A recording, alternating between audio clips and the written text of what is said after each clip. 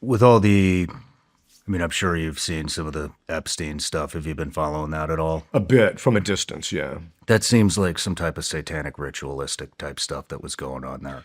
Yes, actually, and actually, the stuff I've read about, as far as to the degree that I can have certitude about what you can find on the internet, that stuff that was going on there, just the layout of the island gives an indication that it was heavily involved in the occult. The other thing I should mention too is that people don't get heavy into that type of thing. It's the same thing that we've seen elsewhere, where guys who suffer from homosexuality and they're active and they're very heavily active, it very often degenerates into ritualistic sex. It's the same kind of a thing there, that it eventually degenerates. Satan ends up just driving them because they're so disordered that he gets involved, and then he drives it more towards a ritualistic kind of an approach. So if it wasn't ritualistic, I'd be surprised. With it, there's just so many questions about what's going on, and it seems like nobody high up, nobody that could actually do something about this is going to. In fact, They're just trying to cover it up. In fact, our mutual friend who brought you here today, we've had a handful of discussions about distractions and all the distractions that are going to come to try to take our eye off of the satanic ritualistic abuse that Epstein did, right, and all of his people that were involved with him. Right. And before any of this came out, our friend said, I think it'll be aliens. And then, and then we see former President Barack Obama go on some random podcast and say, oh yeah, aliens are real. And I brought this up. I've been really angry about this stuff, and I went up to our oak tree and did a little rant about it, and said, you think this is a coincidence that all of a sudden a former president goes on a random podcast that nobody's ever heard of and says that aliens are real, right in the middle of the biggest, most elite pedophile ring in the entire world, while that's being blown unfolded. Right. And then you fast forward about a week, and of course then President Trump comes out and says something about, what President Obama did was illegal. He shouldn't be talking about aliens. I don't know the exact quote, but he came out and said that. And then I have former guests that have been on the show, some of them that I've been trying to get on the show that haven't come, that are in the alien UFO anomalous activity, realm, and they're saying, oh, look at this. Oh, look, maybe the Epstein stuff is a distraction from the alien UFO. And to me, that is no way. Like, right. I am not taking my eye off of that ball.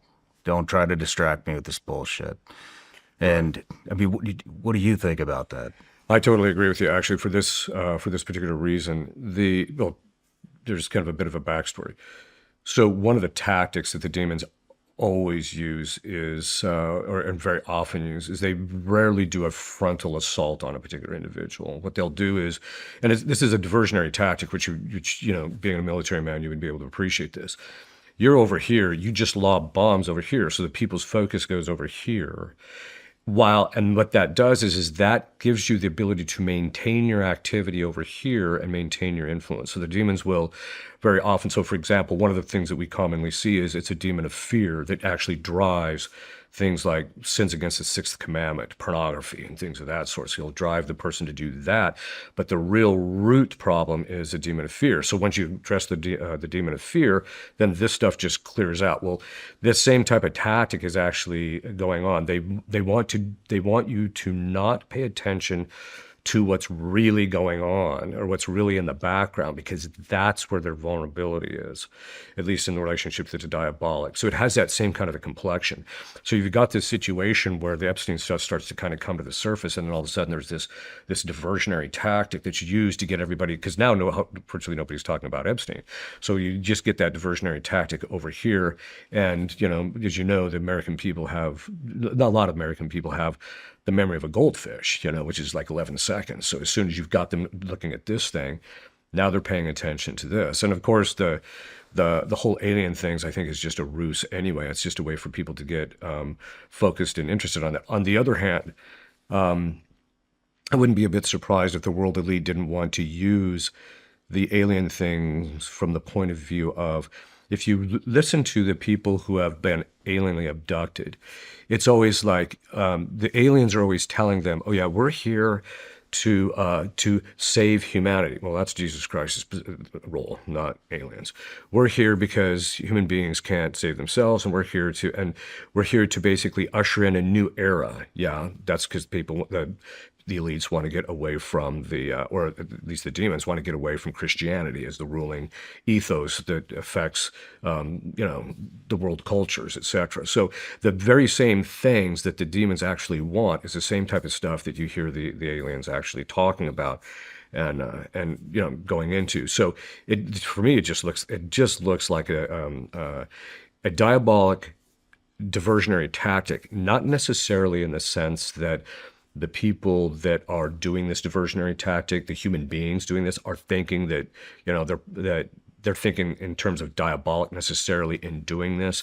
Nevertheless, that doesn't mean that the demons can't be using them precisely to that end, because the demons do not want people to become focused on the moral degeneracy, because then they'll start demanding change, and the demons don't want the change. They want this degeneracy because it empowers them.